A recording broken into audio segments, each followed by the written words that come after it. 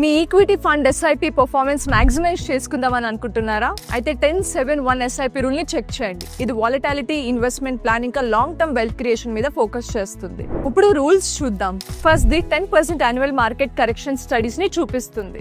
S&P BSE 500 index 2014 నుంచి 24 వరకు 16 corrections ఉన్నాయి. అది కూడా 9.6%. సో మీరు 10% యాన్యువల్ మార్కెట్ కరెక్షన్ ని ఎక్స్పెక్ట్ చేయొచ్చు. మీ NAVs లో ఉన్నప్పుడు ఈక్విటీ ఫండ్ యూనిట్స్ అక్యుములేట్ చేయడానికి హెల్ప్ అవుతుంది. Second the continuous SIP 7 years వరకు. మోటిలాల్ ఓస్వాల్ ఫైనాన్షియల్ సర్వీసెస్ ఒక స్టడీస్ లో చెప్పారు, మీరు మీ SIPs డివర్సిఫైడ్ ఈక్విటీ ఫండ్స్ లో 7 years కంటిన్యూ చేస్తే 12% రిటర్న్ వస్తుంది అని. Third the annual increase of SIP instalments.